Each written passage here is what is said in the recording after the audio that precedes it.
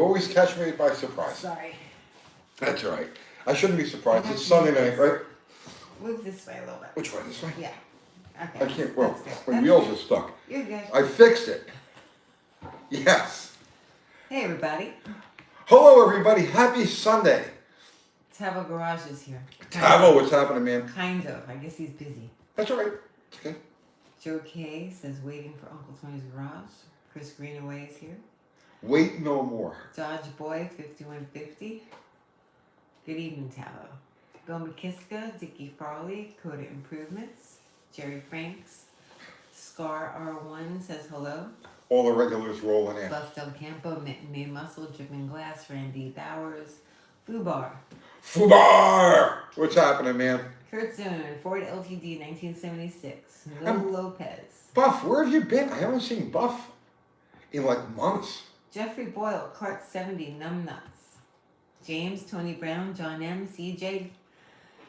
Yes, they're all here. They're all here. They're all here. They're all here. William Kavanaugh says, I've been patiently waiting. Hello, everyone. DeFeo 2024. Is that a shirt we should make? DeFeo 2024. I'm thinking about a run. I'm thinking about a run. Hey, listen, we have a good platform to launch from. No, We do. So if we had all of the regulars out there campaigning for us, right? Yeah. So you think about it. So let's just say there's like 5,000 like regular viewers. Yeah. You know what I mean? Like okay, they're just like yeah. that would It's get not behind. 81 million. No, but they each have like a certain reach. So if we Yeah. had all of these people out there promoting, we could actually make a run for For what? president. I don't think so. Okay. Bossman 12 Boss says, just saw your channel this week. Just subscribed. Going through your videos. Loving it so far. Nice, thank you. Don't judge me too harshly though. We do these things quick, videos. and most of the time I'm under pressure. Crushing unreasonable pressure. Let's see. Neil Lopez says, can you talk about mod tops? I can talk about them. Do you want to? Not really. No, you don't want to talk I mean, I love the mod top option, but I don't really know what to say about it. You don't. No. Would you want one? Yes, absolutely. How many are actually out there? I don't see very many. It wasn't a to be popular honest. option. It wasn't a popular option. Like you had to be like a 20-year-old girl to buy that. Yeah, they show up on Barracudas a lot. They show up on satellites. Yeah. But not very much else. But it was available across the board. I saw a GT Fury that had it. Mod top interior and but they didn't build a lot of them. They should have though. Yeah. Nothing says 60s more than like a shower curtain draped over the roof of your car. But that was out of style super quick. Yeah, but I've been out of style since the 60s also. This is true. Let's see. Mopar Marshall says, hey Tony, 360 Magnum just built, dies as soon as I put it in gear, Petronix distributor, digital HP box, mild cam, AVS2 distributor. AVS2 carburetor. Or AVS2 carburetor. Okay. Oh God. I don't know. There's so many different things it could be.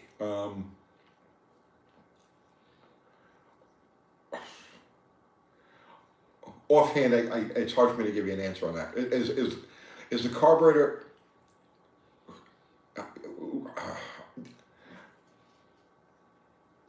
set to like the default setting, which should be like one full turn out on the throttle stop and a turn and a half out on each of the mixture screws? If that's the default setting, well, that is the default setting.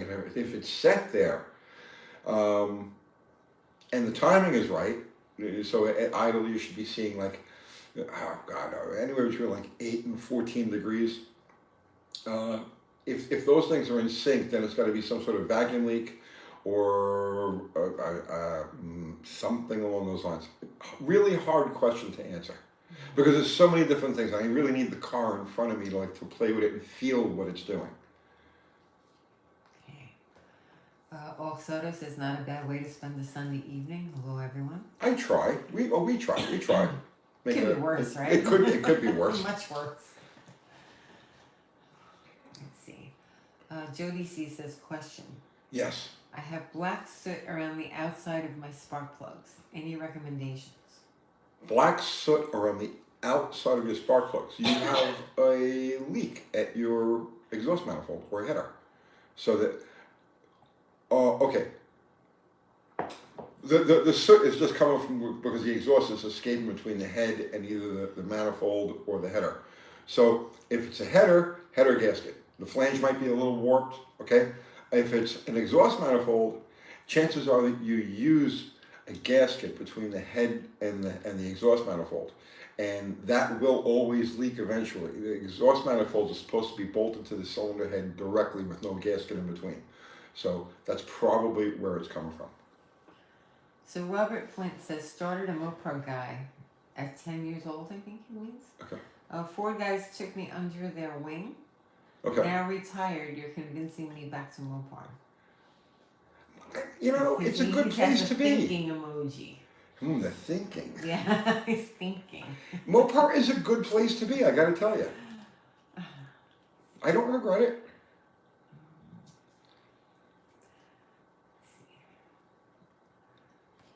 Oz is upside down. Is it? Okay. Mopar Marshall says, okay, thank you. I'll keep you updated. Boyd the Goofball says, hello from Stillwater, Minnesota. Have you driven a C8? I work in the service department of a Chevy dealership and drove them 50 feet and 100, and they are quite difficult to get into. You know, here's a funny thing, right? I hit the 7-Eleven on between here and my shop. I hit the 7-Eleven every morning for coffee, and most of the time I'm there between around 6 o'clock in the morning usually, give or take a half hour. And there's an old woman. When I say old, I mean she's at least 75, maybe 80 years old. She drives a C8. Good thing you said that. I was listening. I was paying attention to what you're going to say next. No, she's a classic old woman. Okay. Because I see her in the store, and she's kind of hunched over a little bit, you know what I mean, and she's got the jowl thing going on, right? Yeah. I'm not meaning to be insulting towards her. She just looks like the classic old woman, and she drives a C8. It's a white C8. She's older than you, though. Yes. Yeah. Oh yeah, she's significantly older than me. I don't think you could call anybody old that's not older than you. No, I could say people who are younger than me are old. How's that? Cause I've got a stunted development thing. I never really progressed very far past 9. It's okay. I just have a lot of facts piled up on top of my 9-year-old, mentality. What's up, Stevie B? 2 hacks. Mopar Man 67. What's your opinion about using 20 weight 50 motor oil in a 67 440? I like to use W50 weight. Yeah, that's really thick oil. I try to use a thinner oil. I like thinner oils. Coffee talk with UTG. Coffee. I got my coffee. I got coffee too. These small cups are killing me. I'm already halfway done. You want bigger cups? Yes, I need bigger cups. Are you serious? Not right this very minute, but yeah, I need bigger cups of coffee. You give me these little girl cups of coffee. Those aren't girl cups. This is regular size. This is a sick little girl with like a 4-year-old girl with polio. What kind of cup do you want? This is the kind of cup that she would be drinking. What kind of cup would you like? See, all gone. I would like a man cup. A man cup. A man cup. All right. Oh, filled with a man amount of coffee. And preferably like one of those thermal cups. Pinky out, Tony. Thermal cup? What, like the silver ones? Yeah, remember, I had one. One of my customers gave me one. I remember what happened to that. Eons ago. That's a long time ago. That was a good cup, though. I used it for a lot of years. And it had good volume, and it kept the... It was small. It was bigger than this silly thing. Sorry, everyone. We're talking about the size of our Barbie cups. cup. Let's see. He needs a bucket. It does nothing special. I do need I need an IV drip. I need a coffee IV drip. Troy Wortman says, he said, Uncle Tony, I have a satellite. And he just deleted it. Maybe he got rid of the satellite. I don't know. He Maybe might just he might have sold typed it, that guys. out Right. and it sold. Yep. Let's see. Oh, Mike Jones says, UTG, it's great to hear Uncle Kathy, that's me, on the channel. Thought Tony had locked you in the basement making t-shirts. She's here every Sunday night. Yeah, I am. I'm here every Sunday. We still make t-shirts though.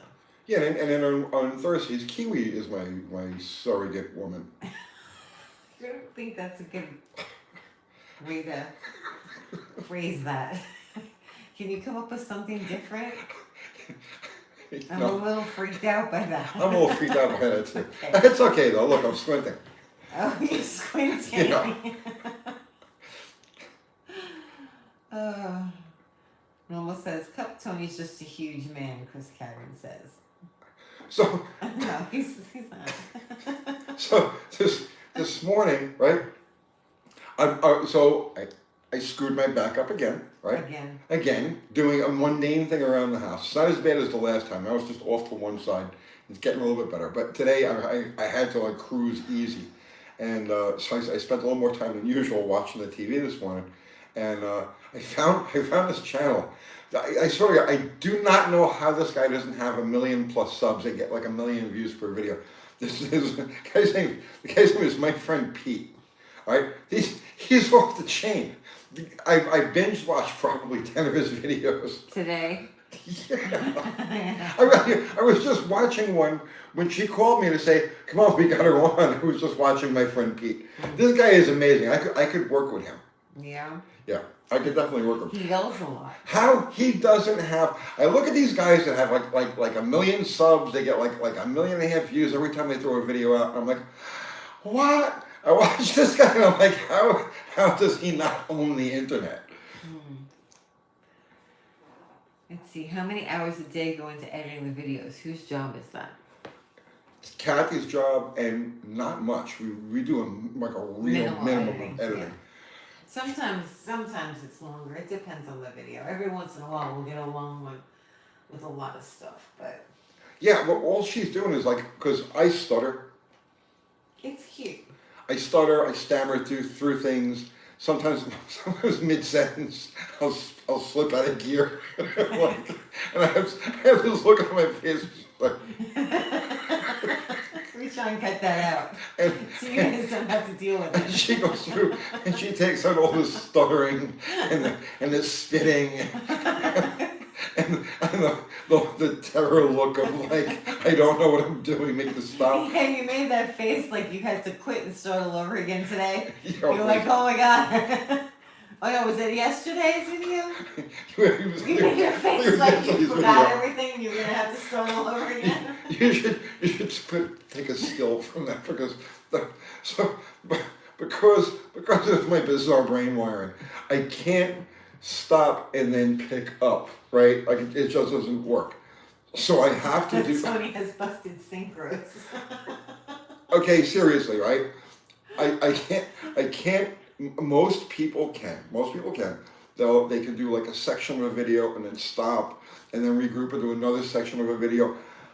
I can't do that. It just doesn't well, most work. people, and I've suggested this, and you said no, because we did it in the beginning when we very first started. Make a list. Was to make a list of the topics that you want to hit. You know, like not writing it all out, but just have them in like chronological order so that you can kind of follow that list as you're talking. Okay. And hit those points and stay on track. Yes. I think that people do that. Do you guys that make videos, do you do that? Do you guys make a list to help you stay on track? Here's what happens. If I plan on it, I talk myself out of it. Like if I'm going to shoot a video, right, and I try to plan out the sections of it, like she's saying, like ahead of time, you know, oh, talk about this, talk about this, talk about this. I get like 2 or 3 like lines in there, and then I'm like, I don't want to do this video. I just don't want to do this video, and then like I get completely out of video making mode, and I have to go do something completely different because that's just where I can't plan things. They have to be spontaneous, or it just doesn't work. But the question was the editing. Yeah. I'm gonna say the average video, she probably spends about a half hour, just cleaning things up. Let's see. Christy says, well, it's funny. My friend Pete had a TV show about his show a few years ago. I think it was on Motor Trend, but didn't take off. Something similar to American Chopper. Did he? I know I've heard the name before, but I never saw him, or I never saw him in action. And the guy's a riot. He's really cool. He says and does a lot of things that I wish that I could say or do, but we have like a family-oriented audience. I have to kind of keep things James Snell says, hey UTG, do you have a salvage yard in Fort Pierce, Florida? Do I have a what? A salvage yard. I do not. In Fort Pierce, Florida. I do not. Let's see. Was I hearing things a few weeks back? I thought I heard you say you were going to the Woodward Dream Cruise. That's the plan. It is the plan. That's the plan. We make a lot of plans, but things seem to go wrong. Yeah, nothing we plan seems to pan out. It's okay. But that's okay. It's like It's just the way it we're is. rolling. But yeah, the plan right now is to make it to the Dream Cruise. Not to set up or anything like that. We just want to go and cruise around and just check it out. Mm-hmm. Let's see. We got rained 2 weeks in a row with Slaghammer. Mm-hmm. So hopefully next Saturday. Hopefully, because then we don't have a dog sitter after that until August. She's booked. Okay. So we'd have to cancel on her twice now. Yeah. I feel bad. Let's see. UT, have you ever used the Transgo transmission kits for the 727? Sure. Okay. Sure. That was the shift kit back in the 80s, the late 70s, early 80s. Chris Greenaway is calling the Charger Morticia. When will Morticia be done? Ron, are you watching us, Ron? It's not done yet. Only Ron can answer that question. What's up, Zero? Zero, what's happening, brother? Flame says, if you come to the Dream Cruise, I'd absolutely love to meet the both of you. You're keeping hot riding alive for young guys like me. He's 17. Well, thank you, man. I appreciate that. Very cool. I'll make an exception and not hide from you. We're going to try and, we definitely want to go. It's on our calendar to go. It's booked. We have a dog sitter to go. So yeah. I'm hoping that everything works out. What day is that? August something. August what? August something. Wait, it's on my calendar. Hang on. Let's see. Michelle Perez says, my friend Pete lets it fly. Why hold your anger in? He's kind of like the mechanical version of Tourette's guy. What are you taking to the Dream Cruise? What are we taking? The Charger. Are you sure? Yeah. Whether it's painted or not. We're taking the Charger. Okay. Wait. I'm looking at my calendar. Hang on. We're in July, August 19th. Yeah, we should be able to. Okay. Yeah, okay, so middle of August. Hopefully. Uncle Charger on the Dream Cruise. Nice. I mean, I think it would be nice. I've actually never been to Detroit. Well, that's one of the reasons why I wanted to go there, because you've never been. I don't think I've ever been there. Yeah. I think I've been to Michigan, but I don't think I've ever been to Detroit. Whose birthday is it? Somebody's birthday? Happy birthday. Happy birthday, whoever's birthday it is. Birthday tomorrow. Zero is going to be 50 tomorrow. Wow, Zero, you're old, man. Congratulations, Oh, jeez. Zero. You didn't think you'd make it that far, right? Happy birthday. We gotta send Zero something for his birthday. I know. We have to send him a lot of stuff. We have a new t-shirt. The I Love Carbs shirt. Yeah. I Heart Carbs. I Heart Carbs. Yes. Yeah. Well, our mods they'll get those first. Mm-hmm. I don't think they got the I Hate Cars shirt yet either. You haven't printed a lot of those. I know. Why? Why haven't I printed a lot of them? Because Crystal wasn't helping for a little while because she was busy Okay. So I got really super backed up because I was doing everything all by myself. So now she's helping again, and things are a little bit better. And look, we have things, I want to show everybody. We have things in these nice new nifty packages. Oh my God. You can show them from over there. Look at this nifty Look how nice. package. See, we're like organized now. It's folded. We used to just shove these things to a paper envelope, send them. But now, like, hurry up! Hurry up! that's professional. It is nice, That's really nice. isn't it? And it won't smell like the cigarettes. Yeah, I mean, we would run low. She would just throw my old shirts in an envelope and send them. I would not. But some guy did complain that he got a shirt with holes in it that had holes in it, and it was faded from the sun, like somebody's been wearing it. And I was like, Crystal, did you pack one of Tony's shirts by accident? I can see how that could happen.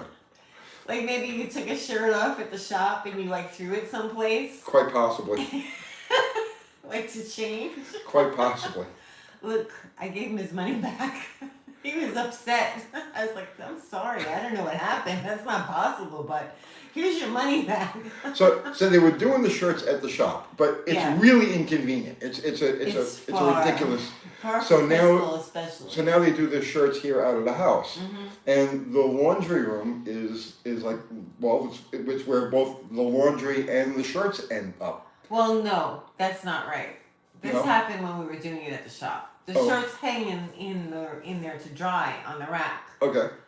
Our laundry room is very clean, but sometimes you've taken if we had to like shoot video or something and you were dirty, you would take off the shirt that you were wearing and put a clean one on and just throw that one somewhere. Because I know that I would pick up dirty shirts and throw them in the truck and wash them at the house.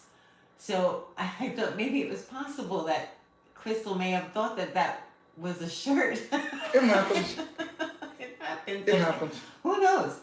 He got his money back. Let's see. Greg McDonald, for when we have our 63rd birthday, UTG prints out a custom Depends. Nice. Nice. You don't need Depends, do you? Not this week. But you get to this age and it's like you just got to go week by week. The laundry room is for cleaning parts. No, Tony's not allowed in there. It's very clean. That was New York. That was a whole different. New York's laundry room. This is a different laundry room. And there's never any dirty clothes in there now.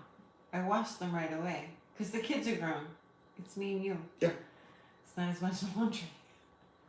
No random socks to catch on fire.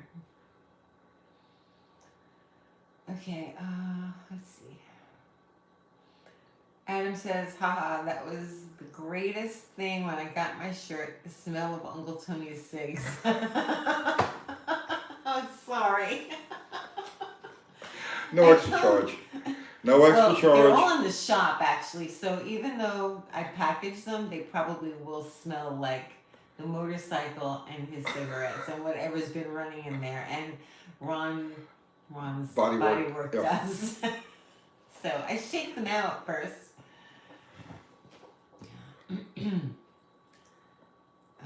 UTG, where are you at with the kitchen rebuilds? I fell out. Jeez. That is the engine that's currently in Bottle Rocket. That's where we're at with it. We stopped that. What happened was I was building that engine here at the house. At that time, that was the exact time that we picked up the shop. Mm-hmm. So there was a lot of moving and a lot of like chaos and stuff like that, and we just ended up moving it to the shop because it wasn't practical to shoot at the house anymore. Right. Mike Jones says, roll up your windows, send your dirty shirts. Let's see. Oh, Christy says, Uncle Tony should a TV reality show. My friend's Pete show was called Tough Love Garage. It was on Discovery Channel. Tough Love Garage? Okay. We don't have Discovery. No, but I want to do a live with that guy. Yeah. Yeah, definitely. I definitely want to do a live. By the way, this Tuesday night, 7 o'clock, we're going to be live with Steve Magnanti for an hour or two. So, because people are asking, where's Steve? Where's Steve? So we're going to get together on Tuesday. Tuesday night, 7 o'clock. What's the topic? I don't know yet. I told him, he says, we'll talk about whatever you want to talk about. It's Sunday already. When do I get to get the promo out? I don't know, call him. I need a topic. You got his number? I'm not calling him. I don't have his number on my phone. How do you contact him? I don't. Wait, do I? Is You his have number to. on my phone? I don't know. I usually do it through email. Oh, that's right. Yeah, yeah. I think email. You have his phone. I have his phone number. Let's see.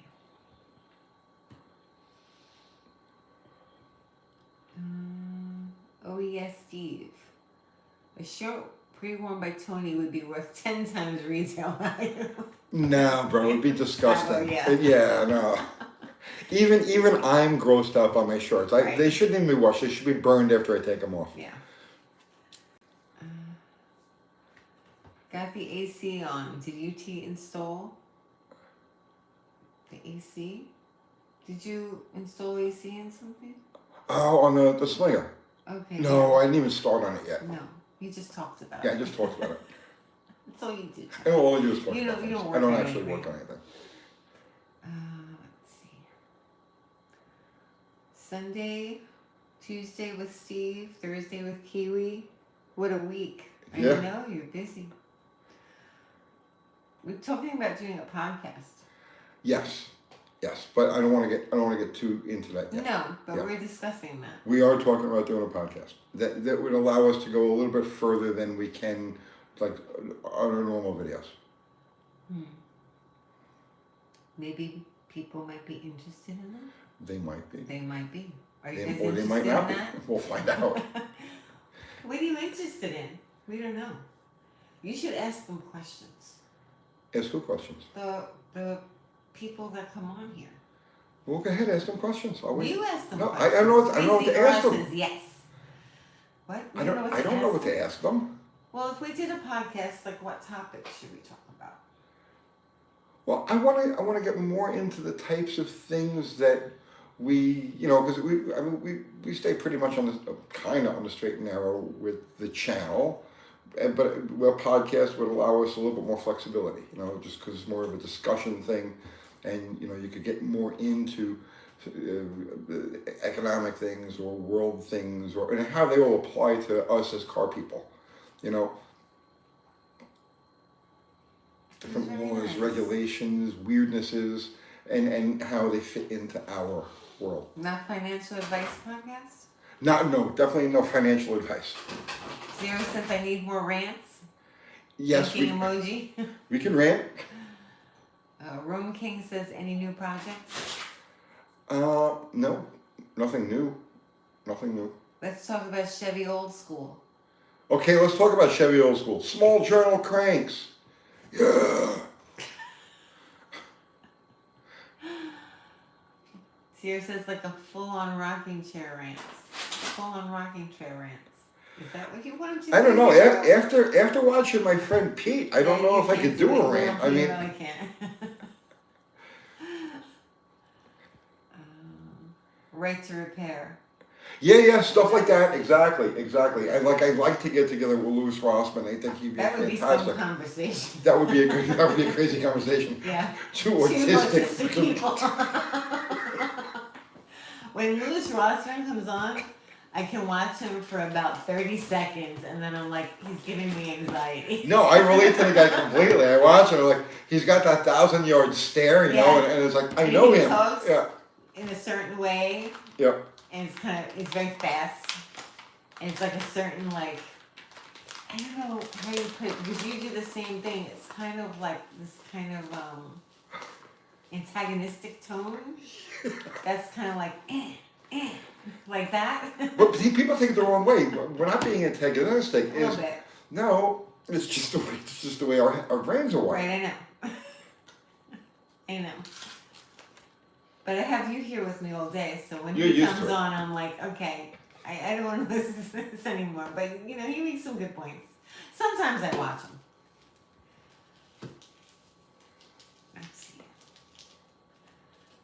But yeah, exactly. That's the kind of thing I'm talking about, where we could talk about things like right to repair and different laws, regulations, things that happen. I just saw a really fascinating video, and I can't. Why is UTG giving us the Molokio? Don't do that. He's not giving anybody the I think I'm Molokio. gonna Moloch. I just saw a fascinating video, and I can't remember the guy's channel, which is a shame because I hate to like mention a video and not credit the person who did it. But it was on, maybe one of you guys have seen it. It was like, why can't we have small trucks anymore? And because I always wondered about that. When we moved to Tennessee, I had a slammed S10. I loved that truck. I regretted getting rid of it, like immediately after I got rid of it. And since then, I kept my eyes open for like a cool old small truck to get in, and they're just not around. And this guy actually did a video explaining why they can't make small trucks, and it has to do with this formula that the EPA came up with, having to do with for the corporate fuel economy standards, having to do with the footprint of the vehicle. And I can't explain it the way he did, but it was very interesting take on why they can't. So it's stuff like that I think we can explore like on a podcast better than we can with just videos. Okay, so Richard Spot says he always skips over my Ford questions. You skip over his Ford question. I just scrolled up and I didn't see any Ford questions from him. You could ask Richard and I'll try and catch it. And I'll ask him your Ford question. I can't wait for a Ford question. Tony loves to answer Ford questions. Are you kidding me? What is it, Richard? Tell us. Casey Garage says the people need to hear the truth. People aren't ready for the truth. The people aren't ready for the truth. Even the people who think they know the truth aren't ready for the real truth. That's coming. Small truck now is the new Ford Maverick, Joe K says. Yeah, which is giant, huge compared to what I would consider to be. The kid Connor on my corner over here, he was in that, he had the mini bike. When we had that barbecue at my shop, he picked up I guess it's a 75, 76 Chevy Love, which is like an Isuzu. It's great. It really started me thinking, ooh, you know, I need like a mini truck. No, not a Rampage. They're freaking hideous. But you don't like those? No. But no, those mini trucks are awesome. Richard didn't ask me his Ford question yet. I didn't see it. Bring back the Datsun 521. Import an Aussie Valiant Ute. I could make one easier than I can import one. Let's see. Why not a Dakota? Too big. To me, the Dakota. I want a mini truck. I want a mini truck. I want the smallest possible thing. And in terms of mini trucks, a Dakota, even the earliest ones, is just way too big. I want a mini truck. I like those little Toyota trucks. Yeah. Old ones, those are cute. Yeah, I bought one for John. A Toyota truck? Yeah, that's what I told him to drive on. Really? Mm-hmm. You should have kept that. Cordoby says ideally a 1984 Toyota with a Weber conversion. There you go. Watch, I'm gonna miss the Ford question. No, he didn't ask yet. This Devil says, I always thought the Dakota was a mid-sized truck. Yeah, it's definitely not a mini truck. A Rabbit diesel pickup, John M says. No, pass on You that. don't want a Rabbit? No. I think I wanted a Rabbit when I was in like the 3rd grade. I had a customer that had a diesel Rabbit. What year did they come out? Oh God, 77? 78, something like that? The It diesels? had to be, well, no, the Rabbits themselves. So it had to be earlier than that. Yeah. Okay, Mike Jones says, my 15-year-old daughter loves UTG and says hi from Leandra. What's up, Leandra? Oh, Leandra. A Wabbit, Joe K says. A rabbit. Rabbit pickup was good except for the diesel. The diesel was. I had a customer of mine who had a diesel Rabbit. This is like in like 1987. Richard says I resent it. I'm sorry. Go ahead. And I remember trying to merge onto the Belt Parkway with that thing, and there was an on ramp, like a graded on ramp, and the best I could manage was like 30 miles an hour, like flat out, and just the traffic whipping by. It was like a near death experience. Richard, what do you mean you resent it? Are you sending it to our email? Because Tony never answers. I don't answer email. Don't ever bother sending me emails or messages on Facebook or anything. I don't even look at them. I don't even look at them. Yeah, if you have a question, you have to ask it on the live because he won't read the emails. You guys, too many. Just beside the point, you guys have to understand something, and I really mean this in all sincerity. If I'm not actively shooting a video or editing the video or doing one of these lives, I do the absolute best I can to pretend that I'm not a YouTuber. I don't know if that makes any sense or not. So I stay away from all social media. I don't, you know what I mean? Because Richard, I don't see the question here. I'm scrolling up and I'm looking for it and I don't see it. All I saw was that you said I resent it. And then I saw that you said that you'll try again. The only thing I can say is if you're typing it here, use caps. Yeah. Because it's easier for me to catch it. Because there's a lot of comments. And I'm sorry, I don't try and not read people's comments on purpose. It's just like I'll try and catch what I can. Resentment or resent, Ari says. He resent it, Ari. Maybe he resents resending. Maybe he does. Maybe he doesn't. We'll never know unless he tells us. Let's see.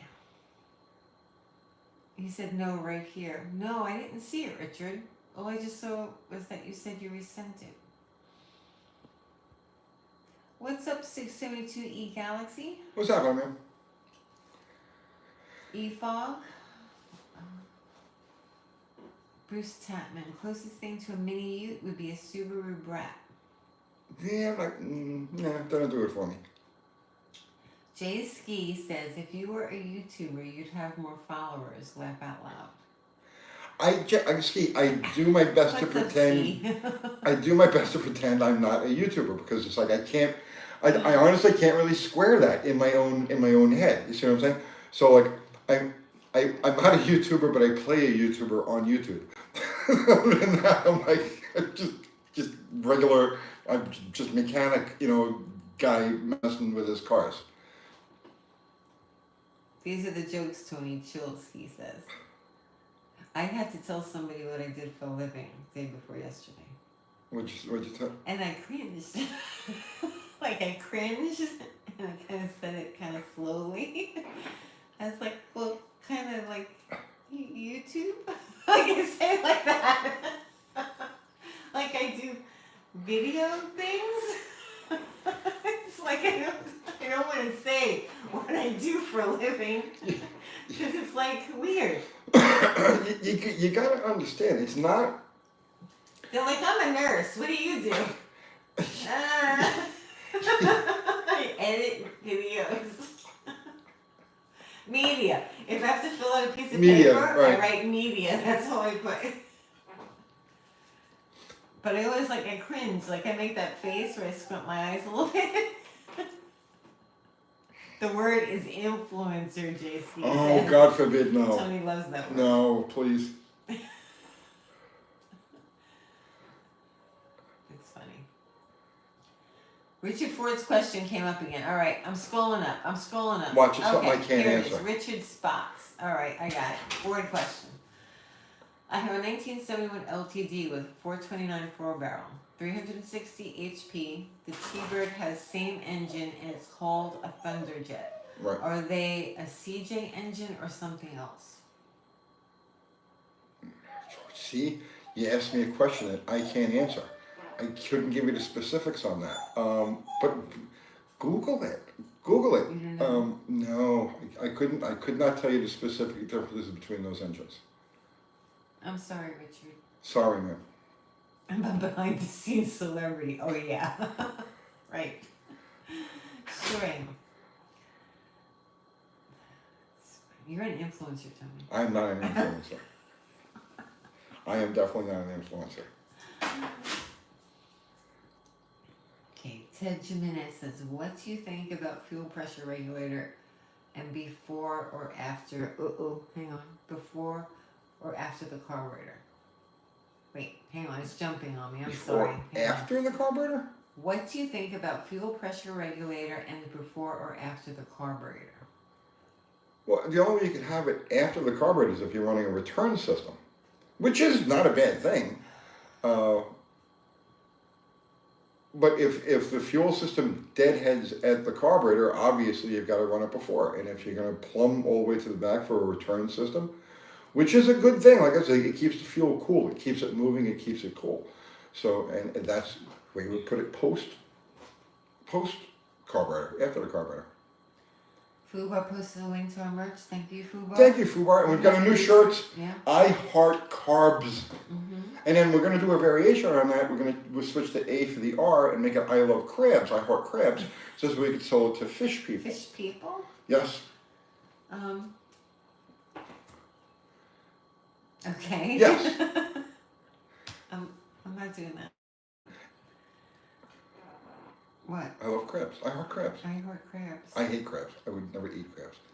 It's a big spider. I'm confused. Good. Okay. It means my work here is done. Work here is done. Let's see.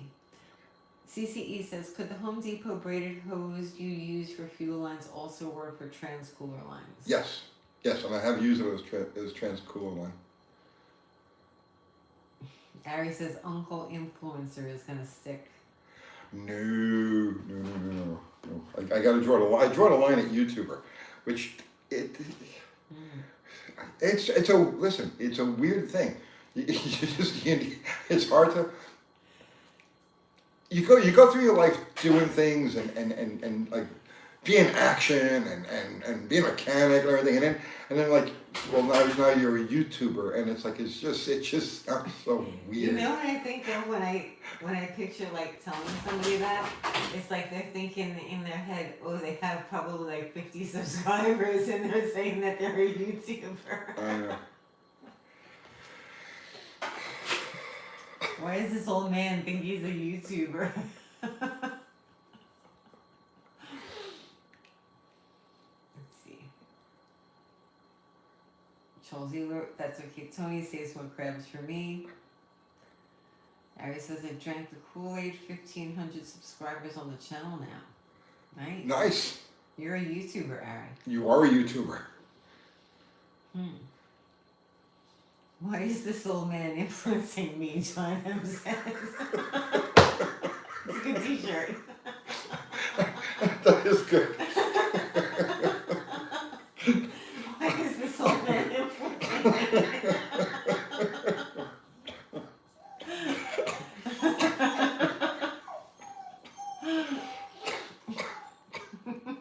What was that one that we all fell out over? You remember we were doing a live one time and somebody came up with a line like that out of the blue, and we were just like 15 minutes. We couldn't stop laughing at it. Do you remember that? I think it was one where we were just talking about different t-shirt ideas.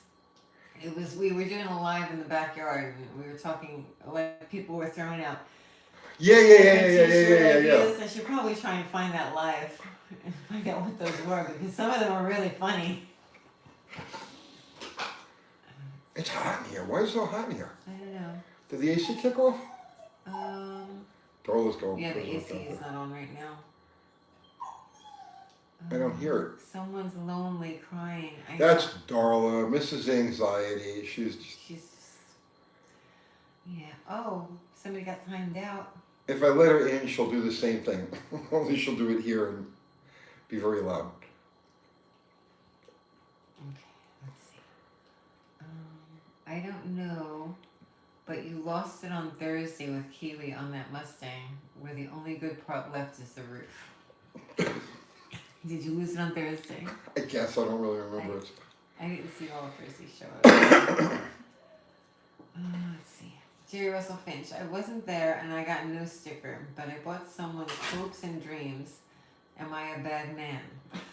No. What? I don't know. What am I reading? What do you think, Russell? Just say yes. Finch? Yes, Russell. Wasn't it the T-shirt idea? I'm not him. I think that was in there. I'm not him was in there. There were a bunch. It wasn't just like. This is going back a couple of years. No. It was one that was recent.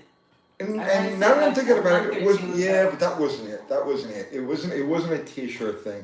No. I mean, it might have been either. It might have been somebody else. It might have been one of the mods. It might have been one of our mods might have said it. I don't remember. Harry says I'm gonna make that shirt if you guys aren't. Which one? I'm not him. You gotta have you have to use that original picture that we use and put the glasses with the nose on it that says I'm not him. That was a weird picture. Okay. Do you remember how that came about? Yeah. It was I Hate Cars. I don't know. We did that one. Yeah, we have that one. I Hate T-shirts? No. We should do that one. No, what was the last one? This is the cheapest T-shirt on YouTube or something like that? Wasn't that from last week's? Yeah, no. Garage. That was what I'm talking about was a couple of years ago, and it was like a running joke. It was a one time we fell out. It was bad. I couldn't breathe, and then it was a running joke for a couple of lives after that. It was Mind Stamps. Oh, that was it. Mind Stamps, which is completely. It's not funny now, but in the context of. Misanthrope Garage 0 says, "What do you want?" What? What? That's how I used to answer my phone. Oh, terrible. Do you remember that? Yeah, it's awful. J. Russell Finch says, it always feels bad when you buy someone's long-term project that they never got to finish. Mm. There's reasons they never got to finish it. Mm-hmm. And you find out as soon as you buy it. Jorts? Mind Stamps. What Mind was Stamps. that from? Do you remember that? Yeah. I remember. Totally out of context now. Totally out of context. I haven't heard that name in years. Which name? Joe K. Thoughts on doing transmission fluid drain and fill on a 4L80E in a GM truck with 100,000 miles. Fluid is mostly red and clean, ships fine, preventative maintenance. Yeah, I don't see any reason why not. When it was last changed. I don't see any reason why not. If the fluid's not destroyed, no, go for it. Mm-hmm. Let's see. Uncle Tony Joy Stamps. I'm finishing someone's right now. What? I don't know. They're talking to each other. Well, I got to see what happened to the air. And I'm going to try to walk. Because I'm having a hard time. Are you okay? Well, it's the standing up that after I'm up and moving for a couple Tony minutes. back again. Yeah. So just give me 1 second here. Yeah. There you go. Good job. Good job. No.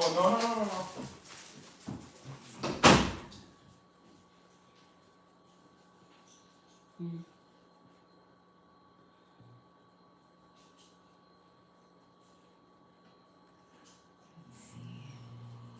We need to buy that man a lift.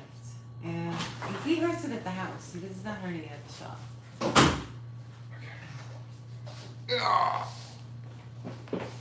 What did I miss? UTG shirt idea, your logo, an arrow pointing to it. Blame this guy. I think I can fix cars.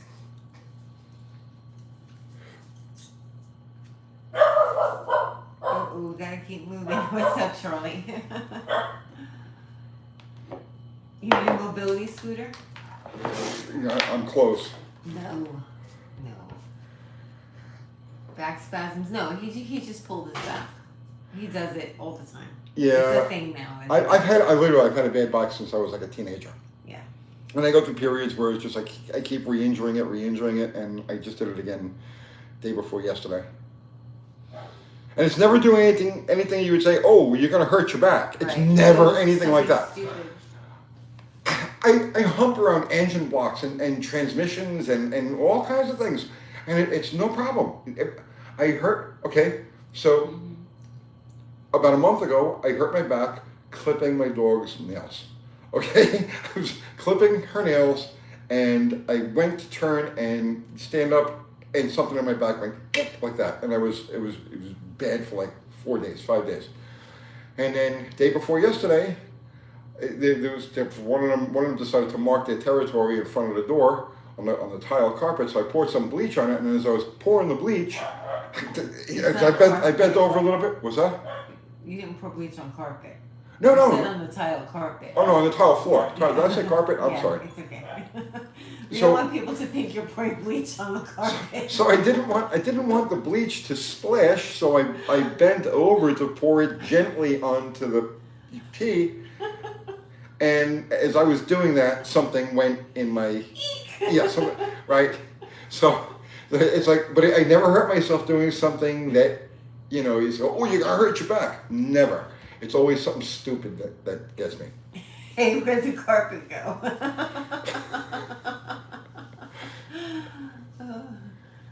T-shirt idea, not a cripple. Okay, somebody asked, did you ever listen to Click and Clack? On NPR? No, not really. That was kind of lightweight. Yeah. UFOs. Any advice to find motorcycle cheap outside of Marketplace? Wanting to get my first bike. Outside of Marketplace, well, see, Marketplace has become the default. See, Craigslist just kind of like disappeared into the, but Craigslist is still around. So, but it's not nearly as popular as it was. But that would be my next best choice. Check for local like yard sales, garage sales and stuff like that, because a lot of bikes pop up like that. Oak Soda says, I once pulled my back getting a drink out of the fridge. Me too. Yeah, that's how it happens. It's always something stupid stupid like that. I like grabbed a bottle of soda and then I dropped it. You know what happens? And honestly, now I'm thinking about it, right? Maybe it's possible that when you're doing something that you know can hurt your back, you'll, let's say, preload certain muscles or position yourself in such a way as to not do it. And then when you don't expect to hurt your back, you kind of like, your body is off guard. You know what I mean? And maybe that's what happens. Because I'm telling you, I never hurt myself doing things that I should. But I twist all day. I twist and I turn and I lift and I bend and I do it. Yeah, but you know what you're doing. Like you're lifting certain things. Like I'll hurt my back. Like if I just like make an awkward jerky motion. Like if the dog runs past me and I try and go one way instead of the other way, that's when I end up hurting myself. But well, okay, because you're not prepared for it. If I'm going to lift a transmission, I'm not used to juking. If I'm going to lift a transmission, let's say, right, and put it on a bench, I think that before I actually start the lifting process, I think that my body automatically sets certain muscles in motion or tenses certain muscles to protect the structure. You know, like it's an involuntary thing. But when you're least expecting it, like you're clipping your dog's nails or you're pouring bleach, that's when you're off guard. Your body doesn't expect there to be a problem, and so Those are awkward stances because you're leaning down towards the floor. When you clipped her nails, she was on the floor. She wasn't up on the couch or on a table or something where you were just like. Sweetheart, how many zillions of times in my life do I get up and down off the floor, lifting up things and you know? Well, why was it that time? And how many gallons of bleach have I poured in front of slicks? Water have I poured? You know, and I pour. If it hurts, don't do that. $100 for consults. Funny. Let's see. Never be too comfortable. That's when things go wrong. It's true. Sit-ups help the back grow stronger. It's science. I have a strong back. It's just, it's prone to injury. Aaron says nobody uses proper form to lift small things. Yeah, that's true. Yeah. This is not chiropractor advice territory, says. Let's see. IT use wheelbase and track measurements for the formula? I don't know. Say that one more I time? don't know. I don't know if he's talking to somebody else or if he's talking to you. IT use wheelbase and track measurements for the formula. Yes, for that gas mileage formula. That was okay. that video I was talking about before. But I don't remember the guy's channel. Oh, God. Yeah, if it comes to me, I'll mention it. Old age, join the club. That's not true. I had a bad back when I was young. Yeah, I had a bad back when I was, yeah. The first time I hurt my back, I was 16. 16. Let's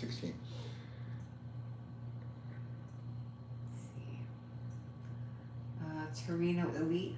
Hey guys, love the video of the 250. Great little bike. $400 well spent. It's talking to you. Yes! Did you fall asleep? I slipped out of gear. Did you slip out of That happens sometimes. I slip out of gear. Oh my goodness. Yeah, I'll give it back to my kid, but he's got to ask me for it. Just give him the bike back, please. If I just drop it off there, it's just going to go back in a garage, and it's going to like become, just an ornament again. If he asks me for it, then I know he legitimately wants to ride it. I'll be more than happy to bring it out to him.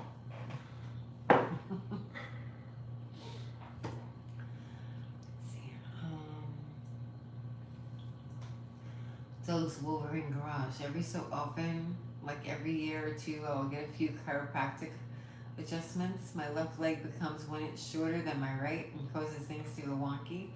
So adjustment here and there are good. You could do that. Well, now, I guess it was around 1999, around 1999, or thereabouts. I had an accident. I crashed the bike and I shattered my tibia, and my right leg grew back like an inch and a half longer than it started out. So originally I was off balance and I had problems in the lower the pelvis because it was shifted. And then after the injury, after I had that with my leg, I no longer had that problem in my lower back. Like it changed, and now I have issues in different places in my back. But the length difference on the leg definitely made a difference for the better. For the better? For the better. Well, there you go. Just break your legs. Oh, MLG 1969 sent you $100. Thank you. That was extremely generous. Thank you so much. It says Maple Motors or not? ? Ooh. People ask me about that place often, right? Because they're local. They're about 35 miles away from us, and I've passed it many times. People ask me about that place specifically, and I don't have a specific incident with them that I can say, oh, Maple Motors did this, Maple Motors did that. I can't. But I automatically lump them in the flipper category. So meaning that me personally, I would not consider buying a vehicle from any of the places that specialize in those vehicles. If you're gonna buy a classic, a muscle car, a hot rod, anything like that, and you can't buy it from the guy who actually built it, or the guy who restored it, or the guy who took it over the years, then I would avoid it. I would avoid it, because all of these places, there's like an old wisdom that you can't make money restoring a car or building a car properly. You can't make a profit because it's just so labor intensive. It's so time intensive and cash, right? That to actually do everything the right way and then still be able to turn a profit, it's not possible. It's not possible. So when you see these cars that are poofed and just perfect and they've got perfect interior, they spent a good amount of money on the body, on the paint, on the interior. Shortcuts had to be taken in other places. And when I look at and again, I'm not singling out Maple Motors, so so don't anybody get the wrong idea here. I'm not saying Maple Motors rip people off. What I'm saying is that I automatically, if you deal in these cars, right, you're a consignment lot or you deal in specialty cars, I automatically know, no, do not buy, because it's just, I have yet to see, so this, the consignment dealers and the classic car dealers and stuff have been around for, years now, okay? And I have yet to see a single example of a car that came through that system that wasn't jacked in one way or another. I agree with you. It's like a puppy mill, okay? If you forget about the fact that it's just a disgusting practice, right? But if you buy a dog from a puppy mill, it's going to be jacked somehow or another, because there's so much inbreeding and there's so much just neglect and everything. So that dog's going to be wired in a bad way, right? Well, buying from a consignment dealer or a classic, like a muscle car, classic car dealer like that, is the same way. It's the same way. You're buying something that is going to be jacked somehow or another. It's just not going to be obvious when you look it over. Joe K says if someone is local and interested in a car at that dealer, maybe take it to Kiwi's shop to have it checked out. They probably wouldn't let you take it. They wouldn't. No, I tell you what. No, because Kiwi would tear it apart. I would tear it apart. It's just no. A lot of these places will let you take the car to their mechanic. You know what I mean? We'll put it up on their lift, but to their mechanic. Listen, it's a bad scene. It's just a bad scene. MLG it's in 1969 bad industry. sent you another $100. Why? Why are you doing that? I don't know. Stop. I appreciate it. You have no idea. I greatly appreciate it, but thank you. But stop now. Does he have another question? Do you have another question? Because there was no question attached to that one. I'm looking. Thank you so much. Yes, so seriously, generous. thank you very much. If you have another question, just tell me and I'll look for it. So, no matter what in those places, it's always going to be somebody throwing a car together to put it on consignment. It's always going to be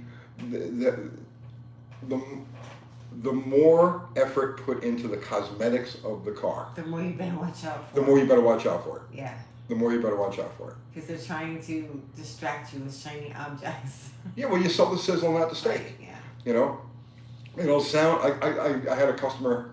This is what you said you saved me thousands. MLG 1969, you saved me thousands. Well, thank you. We try. We really do try to save people money. We try to save people money and aggravation and agita. We try to educate. We just try to bring up the level of everybody. But I had a classic thing when I had the last shop, Mid-South Mopars, right before we started doing YouTube. Which for some reason is getting a lot of likes on Facebook. I don't post anything on there. Why do you still have the page up? I don't know. I just kind of left it up. I never took it down. That's weird. And I posted something from UTG on there, and I'm like, this is the new page. This is where we're at. And it's just kind of up. But now all of a sudden, every day, it's like so-and-so liked Mid-South Mopars. And I'm like, what? Well, we get new viewers every day. And so I guess they go through and... Maybe. So when I had the shop Mid-South Mopars, I had a customer bring me a Duster. It was a 73 Duster that somebody had dropped a, was it a 400? Oh, I don't remember if it was a 400 or 4. It doesn't matter. It was a big block, right?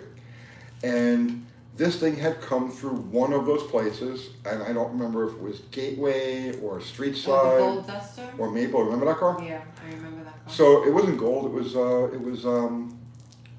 was close to butterscotch, Yeah. but it was actually a GM color. Right, yeah. I called it gold because I didn't have another word for it. It wasn't an original gold. Yeah, this car was It immaculate. was pretty. It was beautiful, and with a perfect interior. I mean, like really show quality stuff, right? And it had come through one of these places, and he brings me the car because he knew a Mopar guy, but his complaint was that it had no power.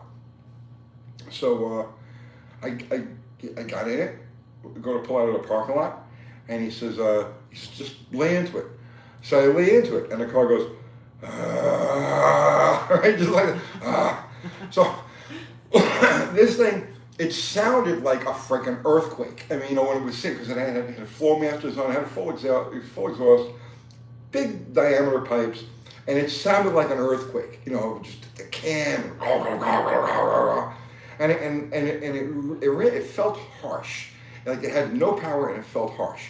So I pulled back over to the shop and I opened the hood, okay, and it's got whatever big block was in this thing, and it's not mounted on rubber mounts. It's got elephant ears on it, and it's got big intake manifold, big single plate intake manifold with a spacer, and it's got a big carburetor, whatever the hell it was on there, and it's got this huge cam, and it's got a Chinese distributor in it with an MSD, and it's got exhaust manifolds. It has log exhaust manifolds feeding into this big dual exhaust. So, like I said, it sounded like, wow, listening to the exhaust, but it was strangled, it was crippled, it had way too much cam, and that's the kind of stuff that you find. So, to make a long story short, I says, all right, this thing will run a lot better if I take all of this stuff off of here, put a different cam in it, put a set of headers on it. I says, you'll get the performance you're looking for. She says, great, go for it. So I started to work on the car, and I found something else with I popped the valve covers off, and the whole inside of the cylinder head, like at the bottom of the valve springs where the oil would gather, is all metal. It's all metal. And the thing evidently had eaten a camshaft or something, whatever happened, and they put a new cam, and it didn't bother flushing anything out. The whole inside of the engine was just loaded with metal. So we ended up having to tear the whole thing down and go through it all. But that's like the typical thing you find at these dealers. Do you remember where you got that from? It was one of the local dealers. I'm going to say it was either Street Side, Gateway, or Maple Motors. It was one of those three places, but I don't know which one.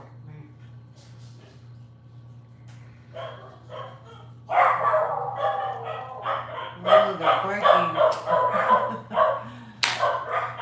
Surprise, surprise. They probably delivered my silk screen. Let's see. Oh, shush! Okay. Always build your own project from scratch, like Tony is with the 55 Chevy. Tablet Garage. No, seriously, if you're going to buy a project, try to buy it from the guy who built it. If you can't buy it from... And you'll learn just as much about the car buying it from the guy who built it. If you go to buy this car and the guy is obviously like, the 1,000-yard stare and he doesn't know what he's talking about, obviously you're going to have issues with this car. You go to buy a car and the guy seems capable, you look around, he's got a halfway organized shop, he looks and sounds like he knows what he's talking about, you can be fairly sure you're going to get a straightforward car. If the guy's a slick talker, you're going to have hidden issues. So it's important to meet the person that this car originates from, because that person's character and knowledge and experience is all going to be reflected in the car that you're buying. True. You can't do that with a dealer.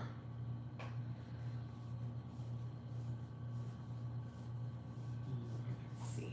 I resent that. My shop is only organized twice a month, Lost Cadaver says. I'm nobody to talk. Yeah, no. My place is Our garage here at the house. upside down. Like Upside down. It's horrible. horrible. It's horrible. I'm like, we have to clean out the garage. She's like, I know. It's like, let's make a video out of it. Anything to clean the garage. I anytime I gotta look for something in the garage, I always see remnants of videos we did 3 years ago, 4 years ago. I know. And I was like, oh, I remember I dropped that there. Your garage at the house in New York was immaculate. Well, I used to keep the race car in it. Right. So I had the race car in the one bay, and then I worked out of the other bay. So I had to keep everything very clean and very organized around the garage. And Yeah, that's why I look at this one and I'm like, you're joking, right? Well, I don't have that incentive anymore. I don't have a nitro burner in the other bay. What's your favorite off-the-shelf cam for the 383? Stephen Havens is asking. I don't really have one. And just to say off-the-shelf cam for a 383 is like really not giving any details. So, I mean, what's the car going to be used for? What's done to the engine, the weight, the gearing, the intended use. There's so many different things, different factors that go into choosing a cam that if I was to just spit out a grind, oh, use the Crane 248, whatever, I, you know, there's no value to that answer. You need to do research and you need to talk to a cam grinder. Doesn't matter which one. You need to talk to a cam grinder and give them all the information. They're going to ask you all the questions and you're going to give them all the information and they'll match you up with the best possible grind for your situation. That's a good answer, Tony. I hope it's a good answer. I try to answer good. Let's see.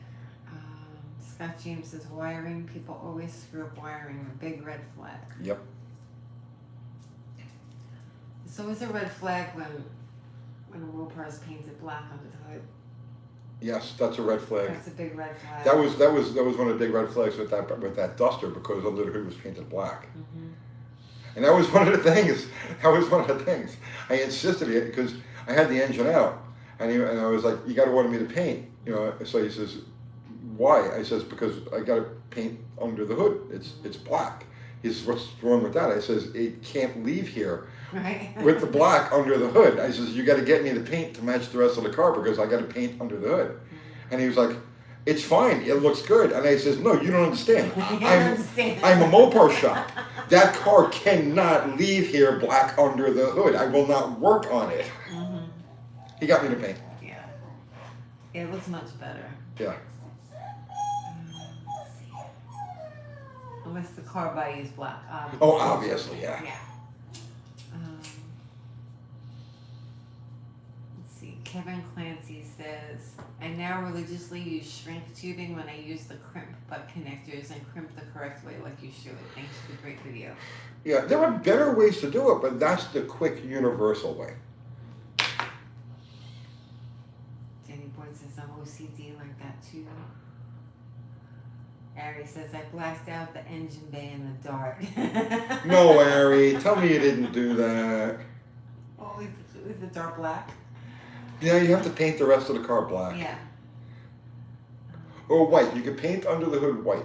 That's acceptable because that's like old school. You know what I mean? And there's a reason for that because it reflects light and it makes life easy to work under the hood. It's more of a race car thing. It's a race car thing. It's a 60s thing. So painting under the hood white and the undercarriage of the car white is cool and it looks good. It pops, you know. But it serves a purpose. In that when you're going to work on the car, it amplifies any light that's around and it allows you to see better in the dark or in low light. So yeah, painting it white is okay. But if it's not white, then it has to be the body color. Sarah Tori says, Tony, I tell people to find the best patina original car out there, even if the paint is rough. It's a better chance it's not been a Bondo case. It's an honest car. Yeah. I did a video actually a long time ago. We should probably redo that video. Like Gandhi's GTX. Honest car. That was an honest car. Mm-hmm. The motor was a turd. Right. The motor was a turd. But the car itself was honest and solid and really good.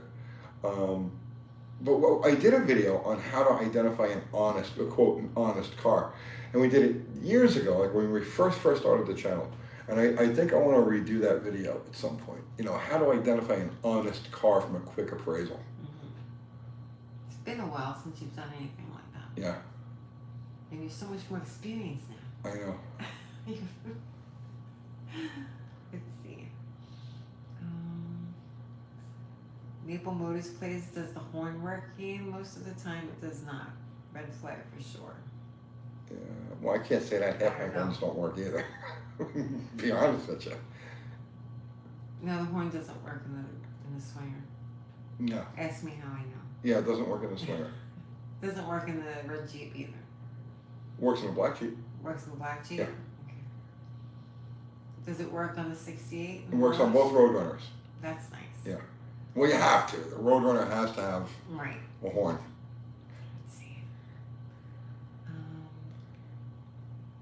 Maple seems thorough with the camera work, though. He's talking about their videos. I'm not saying anything specifically bad about Maple Motors, so I don't want anybody to get the idea that, you know, I'm singling them out or that I had a bad experience with them. I'm talking about that industry in general. You know, Maple Motors, for all I know, sells perfect cars that were just, gifts from, but I don't know. So,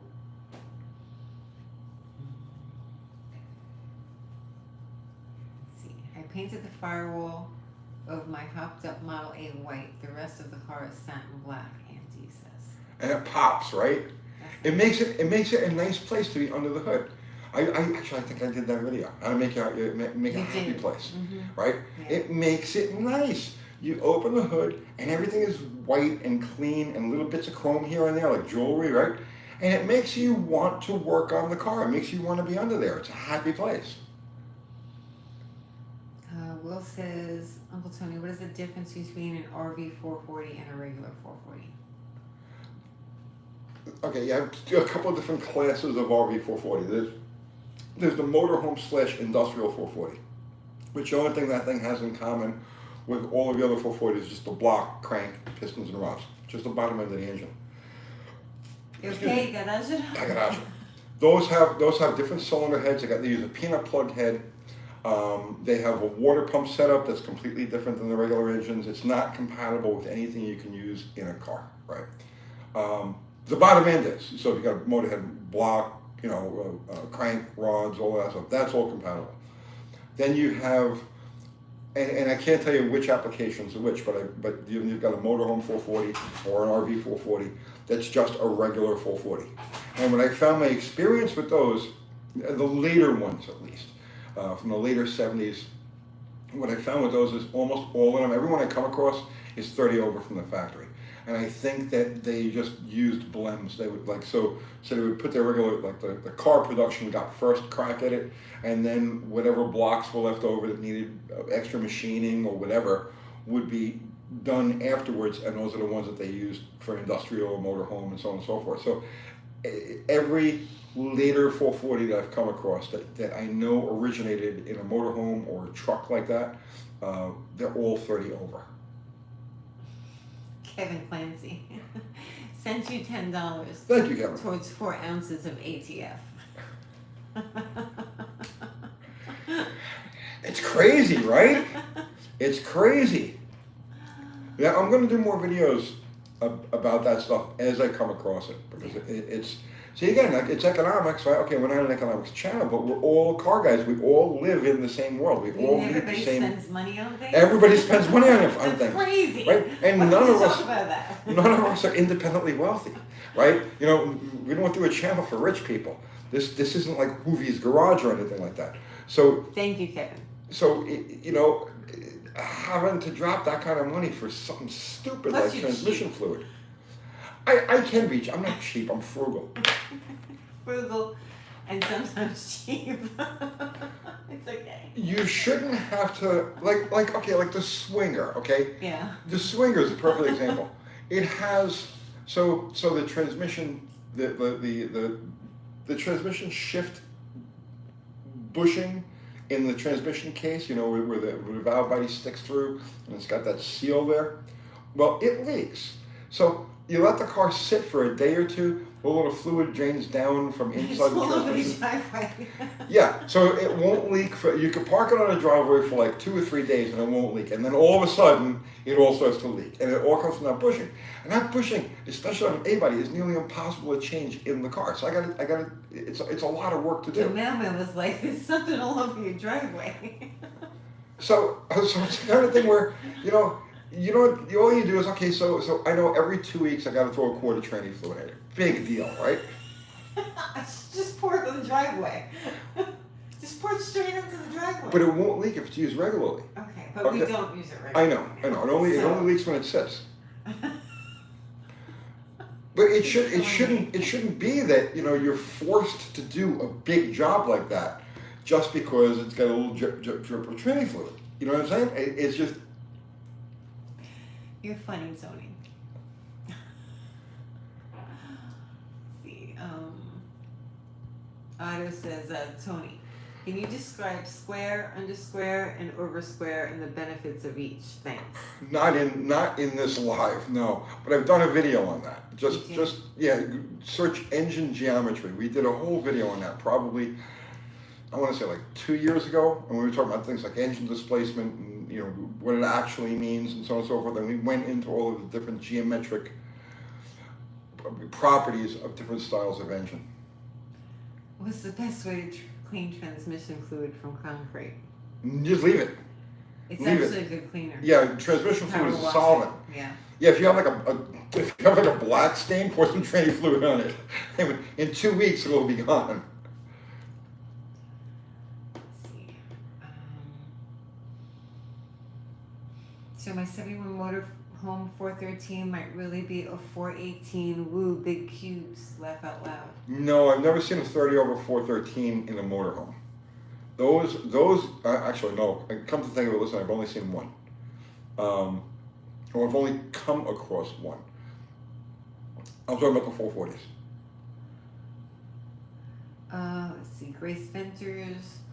Watching your air conditioning system video, had a question. I want to put AC in my square body. Should I attempt to source original stuff or just buy a kit from Vintage Air? Thanks. Given that you're dealing with a 70s GM product, I would say source the original parts. They're going to be available, cheap, and reliable as anything could possibly be. Reliable as an anvil. Aftermarket stuff, I'm always leery of aftermarket stuff. See, I'm the only YouTuber on earth who will ever hear say that, okay? I do not like aftermarket stuff unless it's necessary. If it's necessary, meaning that it's necessary to improve the performance, let's just say. You can't, it's beyond the capabilities of the stock parts, so you go with aftermarket. Sometimes air conditioning is necessary, depending on where you live. If you live in Arizona, it's necessary. Well, I'm not saying the air conditioning isn't necessary. What I mean is swapping to an aftermarket setup. I've heard that they're not that bad. They work really well. I'm sure they do, but when you need parts for this thing, let's say 2 years down the road, 3 years down the road, 5 years down the road. Buy a new one. Well, that's it. You end up having to buy a whole friggin' system. Right. So, because they change things. The aftermarket changes things, and then they obsolete things, and they force you. It's just like the pulley setups. You know what I mean? They'll have these serpentine pulley conversion sets, and they'll obsolete like little things over short periods of time, replace it with something else, and now when that piece goes bad, you got to buy a whole new system. I avoid aftermarket parts like you could not believe. I avoid aftermarket parts if a factory setup, if a factory part will do the job, will get the job done. Eric Miller sent you a super chat. Thank you. Says, hi Uncle Tony, will a dynamic CR of 9.3 to 1 be doable with a 91 octane in a truck? Yes. Well, a lot of it depends on the total amount of ignition timing that you plan on running. Obviously, the octane of the fuel, but you know that. But also, combustion chamber has a lot to do with it too. So, like for instance, a quench chamber, you can get away with more compression than you can with a non-quench chamber and not have detonation. But you'll be fine. You'll be fine? Yeah. More Parpola, Tony's selling OEM parts of the OEM. I avoid aftermarket stuff like the plague. No. Really? Yes. Be funny, Tony. Let's see. David Fernandez. Thank you, Tony, for that AC video you did brighten my day, especially after losing my dog to parvo earlier. Oh shit! I'm sorry. sorry. So sorry. That is horrible. We just lost one a couple of weeks ago, Bobby. But she was old. I'm sorry, man. Yeah, parvo is terrible. Our condolences. Let's see. Franco, good evening. What's happening, Franco? He's late. Mm-hmm. Franco, where did I see it? Somebody had a video of all the old Raceway Park commercials. It was like a montage of Raceway Park commercials from our era, right? Like 79, 80, 81, 82. God, I miss those days. Keep talking. I'm gonna. Where you going? Take care of the dogs because they're scratching the door. Excuse me. Hey, come on. I hate when she leaves because like now I'm kind of like lost. But no, anyway, it was a montage of all these Raceway Park commercials, and you know I don't know about you, but I forget how cool all that stuff was. I forget like. I can explain it to you. I can't. You know what? I'm gonna do a video. I gotta do a video where we show some of these, like, because it's hard to explain to people. Like, they look at. Okay, so you tell people, oh yeah, I used to do nitro cars. I used to be in nitro, right? And they think right away. They think of the current scene. They think of what's out there, right? And it's so dry and it's so sterile and it's so corporate and there's no fun and it's just bland. Okay, it's just all it is just fast. But when you go back and you look at like late 70s, early 80s to mid 80s fuel cars and that whole scene that we had at like Englishtown and Atco and holy jeez, it was cool. It was fun. And people today just do not grasp it. They don't understand how cool that was back then. I'm back. Yes. They're calm for a minute. Let's see. Sorry. Okay, they're saying sorry for your loss to David Fernandez. UT stories. Were you telling stories when I left? No. You weren't? No. What were you talking about? The old How fuel awesome car I days am? at Raceway Park, Oh, you the weren't East talking Coast scene about that we had. You weren't talking about how cool I am? Yeah, of course, and how cool you were. Oh, that's right. And how you and your miraculous weight loss journey. Uh-huh. You Oh, tiny weight loss journey. All right. Let's see. Franco says, yep, it was a different world. It was a totally different world, and you can't explain to anybody today. You know, they just nobody younger than us can appreciate what it was like. Will says, Uncle Tony, why does transmission fluid taste like a sweet and bitter candy? Because I changed my transmission fluid and I got some in my mouth. Transmission fluid doesn't taste. Antifreeze tastes like a candy. I always said that they should make like a soft drink that tastes like antifreeze. It kills dogs. They drink well, it. but that's a whole different thing. Yeah. But I always like the taste of antifreeze. Transmission fluid just kind of has a kind of almost like a minty, like a very subdued minty taste. Is it minty? Yeah, but subdued, like a hint of mint. Mountain Dew. Let's see. I don't know. They look like they're talking to each other. I don't understand what everybody's saying. Somebody's yelling Mountain Dew. Somebody says, I can't stand simps. Coke Cavalcade. Oh, that was the Midwest, man. The Coca-Cola Cavalcade of Stars. Like a bar of Palmolive. I knew a lot of guys that ran that circuit, but that circuit was gone. It was over by the time I came along. Leader Hosen Dude says ATF tastes like lime Kool-Aid. Lime Kool-Aid. No. No? No. I'm gonna stay with subdued mint. Subdued mint? Yes. Okay. Let's see. Still planning on going to the Dream Cruise? Yes. Planning on it. Planning on it. Yes. This is not bartending advice. Are you giving bartending advice? I don't drink. Oh, I don't know.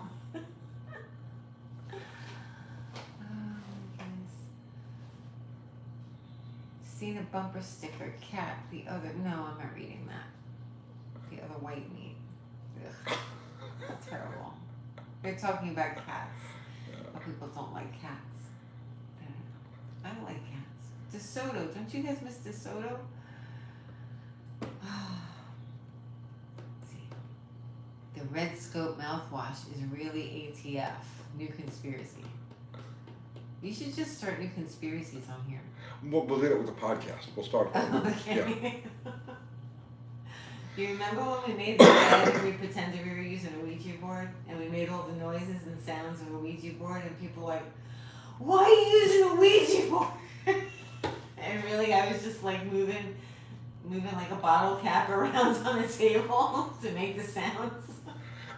I Oh, so you have to explain. Theater of the imagination. You have to explain. So before we started doing YouTube, we tried a podcast. It was fun. We tried a podcast, and it wasn't a visual podcast. It was No. strictly words. This is like Audio. It was all audio. Yeah, all audio. Like so now it's kind of changed.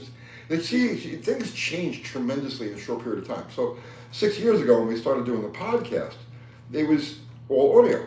So Ski says I got conjured up on the Ouija board. Laugh out loud. yeah, well, Ski was part of it. Ski Yeah, was Ski part of was our in right. It was him and Ron Ward and Eric Jackson and Kathy and I, and we used to do ads, and we did them like in radio style. So Yeah. We came up with good ads. we came up with some They're good pretty stuff. funny. So we made one with a Ouija board that We made- spelled out one of the names Yeah, of Eric's carburetor place, right? VintageMuscleCarParts.com. Yeah, VintageMuscleCarParts.com. it was fun. That was Yeah. fun. People are like, you're using Ouija boards, don't do that. And it's just me with a cap moving it on the table to make the noise. And then when I got on and editing it, like I raised the volume so it really sounded like. Right. It was funny. Why are they doing that? Because they can. Oh my goodness. Captain Venturi's, he says. Let's see. I always thought the 426 wedge was better than the Hemi. Looks, sounds, yada. Los Cadavra says. Depends on the application. Is it better street motor? Zero says podcast, the one about the burning sock. Haha, too funny. Yeah, well, that's left over from our podcast. So if you guys want a sample of what we used to do as a podcast, what's the name of the video? I don't remember what the name of the video Exploding is. Laundry Rooms. Exploding laundry room. You're better than me at remembering stuff. Yeah. So just search Exploding Laundry Rooms, and that's a sample of the podcast we used to do back then. It's just a short one. It's a clip out of one of the podcasts. Those are actually harder to edit than the video. Much harder. It would take me hours to edit the audio. Those were not easy to do compared It's to a video. lot of work. Oh, Jesus. Because you really had to clean it up. Because people were like listening intently. Mhm. So any weird little noises, like you had to make sure that they were out of there and everything kind of had to flow really nice. So it would take me, I remember once I was editing audio for like an hour and a half podcast, and it took me like 10 hours Yeah, I at remember the that. computer, and I was like, I want to kill myself. People do that for a living every single day. I know video is so much easier than straight up audio. Yeah, because if you take a breath, like that's gotta come out. Yeah. Or you've got to lower that area, so like you gotta bring the sound down. I remember that it was like everything you had to hit. What can you trim exhaust gasket with? J. Russell Finch wants to know. What can you what? Trim exhaust gasket with. I have no idea. I don't know what you mean by trim exhaust gasket. I don't know. My project Cora says editing the videos I do takes me about 4 or 5 hours. I can see that. Yeah, You do minimal and sometimes we blow right it through takes them. a little while. I insist on trying to do things in one take. Podcasts are still available on Spreaker, are they? Are they really? Maybe a couple of them. Because I don't pay for it anymore, so they probably took down the latest ones because I was over the time limit. Okay. And they just give me whatever amount of time is free. So probably the earliest ones that we did are on there. Not the first ones. Which are really The bad. crudest ones. The crudest ones. I'm going to have to go take those down. Thanks for reminding me. Nah, don't take them on. Leave them. I think you were calling people like shape-shifting. What did you call them? Shape-shifting. What You did mean our reptilian overlords? No, like no, but you were talking about people in the industry. Oh, I don't know. I don't know. I Yeah. don't remember.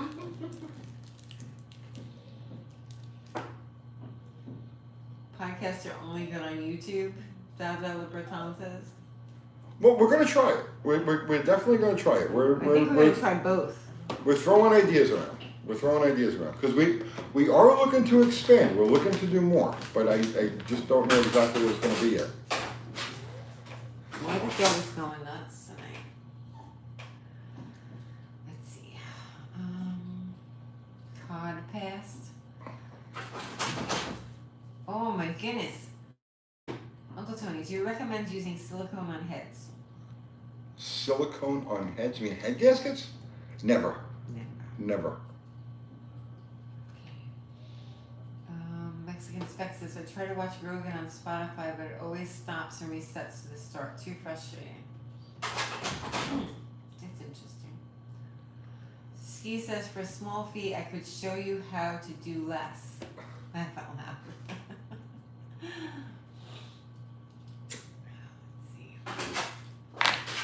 What do you think about Thunderhead 289's carb cheater?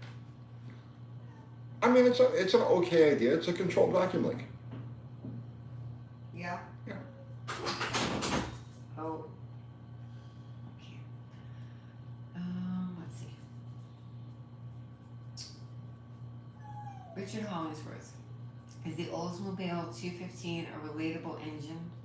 I saw it on a car I like and curious if it would be a good driver.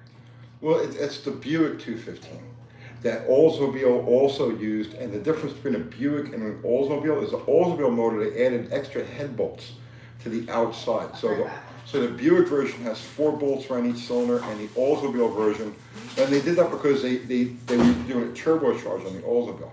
So they added an extra row of cylinder head bolts to, so the Olds version has 5 bolts around each cylinder.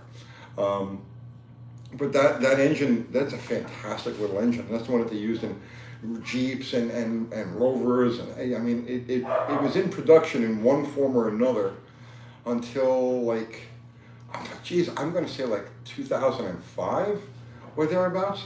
They're great engines. I have to. Okay, so. Oh, you're back. Yeah. Yeah, because I got done with that one, and then I panicked because you weren't here, and I had to read another question. I didn't have my glasses. I need you for this. I'm here. Well, you're here now. All right. Okay. One Man's Treasures. Tony, you seen the Chevy LS/Ford inline-6 motor on YouTube? Yes. Let's see. Robert says, do you think Chrysler could have done anything to make the big block 426 Hemi a more streetable car like the 440? Thanks. Not really. I mean, the nature of the design of the Hemi, of the cylinder head and all of that, was specifically targeted at NASCAR, and it's supposed to make power between 6,000 and 7,000 RPM. That's its happy zone. And to be a good, viable street engine, you've got to have a good amount of mid-range. You bottom end and mid-range is what makes a street car, a street engine, a good one. So yes, the 426 Hemi is capable of making more naturally aspirated horsepower than a 440, but at a much higher RPM, so it's not nearly as happy.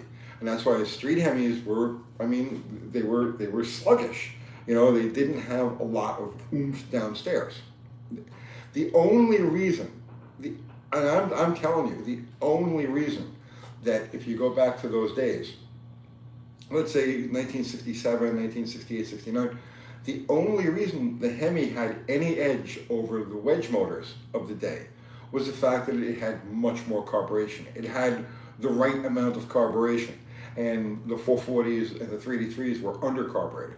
So that's really the only edge that the Hemi had over the other, and that's why once you got to 69 and they added they brought the 446 pack. From that point forward, the Hemi took the back seat to the 446 pack on the street because it was just you had that bottom end power, and the Hemi just wasn't designed for that. Dominic says, what was the horsepower and torque on a 383 in the 71 Challenger RT? You know, that's the only application that the 383 would be in an RT badged car. And if I'm not mistaken, it's rated at 290 or something like that. Google it. Just Google it. But it is interesting. It was the 71 Charger or Challenger RT is the only application where the 3D3 could be badged as an RT. Okay. Let's see. I missed a lot of comments when I left the room. Let's see. You missed all the fun. I did miss. You missed all the fun. I know. Mike Jones is asking Steve Magnanti, can we think we should bench race with UTG about Lebanon Valley days halfway between Albany and Pittsfield? I've only been to Lebanon Valley like once or twice, a few times maybe. I don't, not very many times. Loud Pipe Save Live 69 sent you a super chat. Thank you. Why did modern pickup trucks turn into luxury cars? 80 grand for a 4-door crew cab with a Please. 4-foot bed to get groceries. It's I miss ludicrous. the good old single cab with an 8-foot bed. The whole world of trucks has just completely gone to a weird place. I don't get it. I don't understand it. I cannot square a truck that's got as much cab as it does bed, and you need a ladder to get into the. I don't get it. I just totally don't get it. But you didn't answer his question. Why? Why? You know, because the public votes with its dollars, okay? And the public wants giant, big things. They want, you know, it's like little people that need to have big things because they have to take up the space, right? It's a psychological. I think that's what it is. It's a psychological fault that we have as a people that requires us to have these giant things that serve absolutely no purpose whatsoever.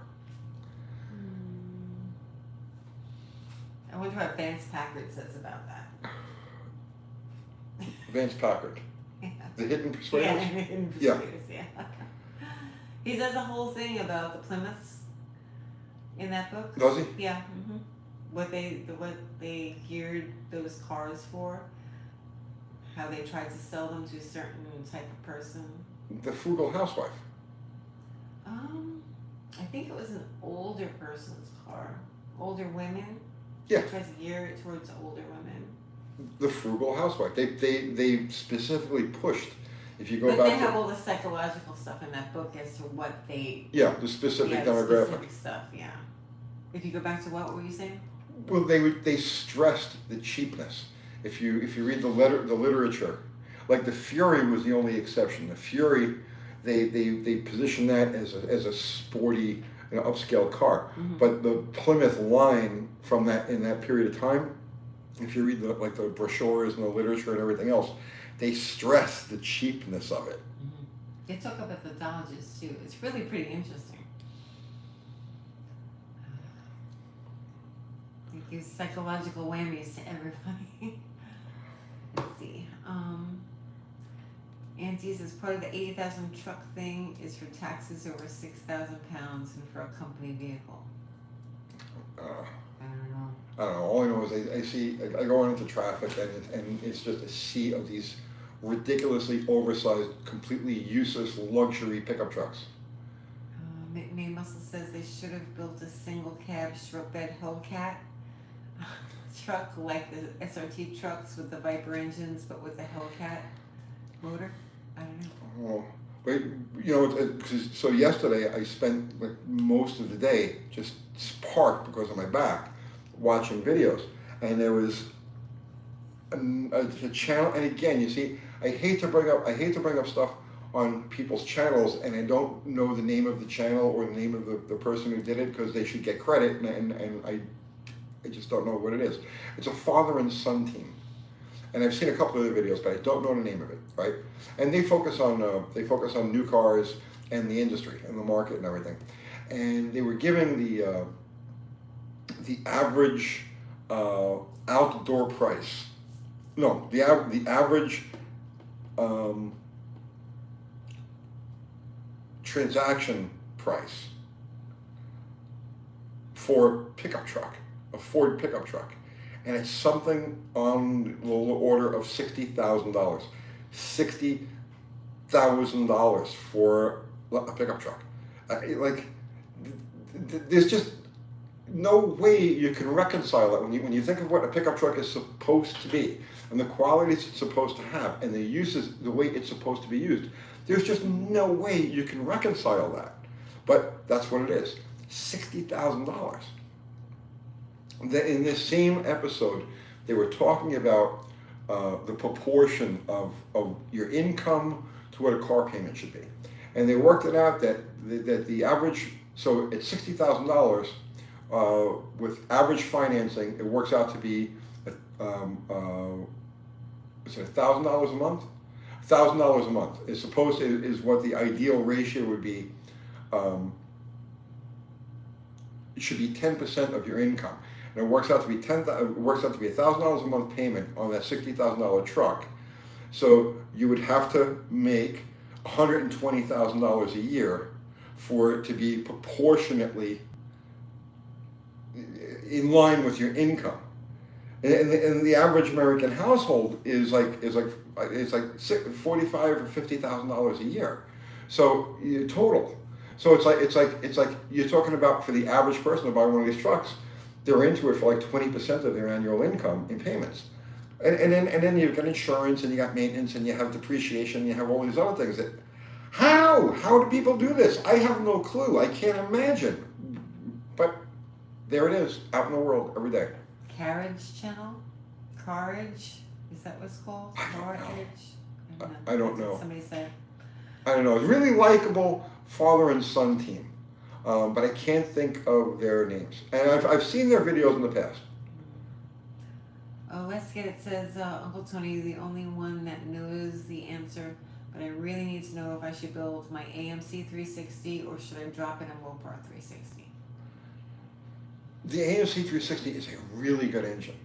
And I mean a really good engine, and it's sought after by the Jeep guys. But parts are a little hard for it. You're probably better off with the Mopar engine. You know, it's not that the Mopar engine is better than the 360 and the AMC engine. It's not. They're about on par. But the AMC engine is going to be a little bit harder. You know, you got to baby it. It's almost like you got something exotic, right? You're dealing with a 360 AMC, and you might as well be dealing with a Boss 429 or you know, some other exotic engine that just doesn't grow on trees. So I would say, for the sake of fun and simplicity and not worrying about if you scattered a damn thing, I would go with the Mopar engine. Okay. Let's see. Wayne Ferguson says, "Hey Tony, have you had a chance to check out the Tesla Cybertruck details?" I have not. That was the other thing that I found interesting. They were talking about the EV sales, Ford EV sales, and the numbers that they're producing and the numbers that are actually going out are like they don't match. It's like and evidently their whole EV production facility is like a ghost town. It's like there's no action there. So like they built these things, they ran into the system to get the numbers up, but they're not actually selling. And they've got them like the Mustang, the Mach-E, and evidently there's like they've got a field with thousands of these things parked, and it's kind of like the Chinese. The Chinese have got, and I've seen videos of this, they have fields with literally tens of thousands of identical EVs. They're all like white, okay, and I saw this video, and this guy was going from place to place and showing these, like, literally for as far as the eye could see, these Chinese EVs. And the thing about it was and you say, well, okay, well, it's a holding facility, you know, or whatever. But the thing about it was each of these cars had a tag on it. Each of them had a license plate. So each of those cars had been run through motor vehicles, the Chinese Department of Motor Vehicles, whatever they call it there, and had been registered as cars, but they didn't sell. So there's some kind of, because now they're talking about that the Chinese have got this huge portion of sales now are electric vehicles, and they're leading the world in this stuff because of the numbers. but it looks like the manufacturers or the Chinese government is buying these cars, putting license plates on them so they count as registered cars that are out in the world, but they're parking them in fields. And like I said, just search, Chinese EVs, right? And there's like literally for as far as you can see, there's a sea of identical white little EVs with license plates on them. So this whole thing is shaping up to be a scam, like across the board. And now Tesla sales, they moved something like 460,000 units recently, and their sales are up, but how much of it is legit? How much of it is real? I don't know. I don't know. What problems is Tesla having? He's asking. I couldn't tell you. No. I'm no more familiar with that market than you are, but this is I'm just reporting what I'm seeing, what I'm picking up on, and I certainly they keep talking about EV sales are up, percentage, this percentage, that percentage. Look, I live in Nashville. Okay, we're a suburb of Nashville. Now, I'm surrounded by traffic everywhere. I mean, this is a traffic freaking zoo, right? With everything you can think of on the road. And you still, on an average trip across town, you still can't count the number of EVs you're going to come across on one hand. I'm always behind the Tesla. There's Teslas, but they're everywhere. No, they're not everywhere. I see I'm the same always ones. behind the Tesla, and I'm like, I better back up just in case. I don't want to hit it. You know what I mean? I can stay away from it in traffic. Don't want to hit that thing. That's right, exactly. Don't let me hit the Tesla. I don't want to be vaporized. I leave bigger spaces between me and the Tesla in case somebody rear ends me. I don't want to get pushed into the back of the car. I don't want to be vaporized in a fender bender. Right. At least I can open my doors and get out. Right, exactly. Oh God, yeah, because people, they're trapped in these cars, right? Horrible. But you can't. Funny. I don't know where they come up with these numbers from. I honestly don't know where they come up with these numbers from. There's one blue Mustang Mach-E that I see, unless there's like a bunch of different blue ones, but there's one that I see fairly frequently out in traffic. There's an Ioniq, I see a couple of these Ioniqs, and a handful of Teslas. But that's it. I mean, it doesn't account for even, let's say, 1/10 of 1% of the traffic that you see. Really? You only see a handful? I see a lot. I don't see that many. Every time I go out, I see Teslas. I look for them. I see multiple Teslas. Really? On the road in front of me. Now you see, I look for them and I don't see that many of them. Nope. They're all over the place whenever I drive. Okay. I'm actually surprised how many there are. Maybe because you're, I don't know. Maybe you don't drive in the city as much. You're more out towards the shop. I spend enough time out in city traffic. I don't know. Maybe it's the time of day. It's all the moms going to pick up their kids from school. That's entirely possible. Yeah. Let's see. I know that there's a charging station behind Kroger. I have yet to see a car parked at the charging station. I don't know if I've seen any over there. But I also don't look. You see, that's a shortcut I take all the time. I take that behind Kohl's. You mean across the street from Advanced Auto Parts, the new one? Yeah. I take that shortcut all the time, the alleyway right behind next to our Kohl's. house. So I pass the charging station all the time, and I have yet to see a car parked there. Yeah, I really don't look to see if anything's charging there. It's not in my periphery. Let's see. There are lots of custom Teslas showing up at the car shows, they're saying. I can see that. And I'm not saying anything bad about Teslas. So don't get the wrong idea. It's not like I'm down on Teslas, because I'm not. It's just when it's promoted as being, like the propaganda is saying, oh, everybody's switching to EVs, EV this, EV that. I don't buy it, not for a minute. Mexican Spec says, I don't see Teslas here, but I did see a Mustang Mach-E. I was shocked somebody wasted their money on that. Let's see. I'm in Massachusetts. Teslas are everywhere. One of our neighbors is using one for her company. Right on UT, 670E Galaxy. Yes. There are many electrics in my town in Georgia. They suit at least as second cars here. I can see that. Let's see. Just joking, but imagine a 440 in a Tesla. I'm sure it'll be done. Well, the guy Rich Rebuilds did an LS swap into a Tesla. Tony's cool with Tesla. Shocking. I have nothing. Listen, I have nothing against electric vehicles. I honestly don't. To me, it's just another form of transportation. And as a Mopar guy specifically, okay, and this, I did a video on this, but it didn't get many views. I did a video on this. So if you're a Mopar guy, you have to understand that the very first Mopar. So you take the world of Chrysler products, and you bring it back to the very, very first incarnation, right, of what later became Chrysler products. You have an electric car, the Electrobat. And so this was built in New York City in I'm going to say it's like sometime around 1890, 1893, something along those lines.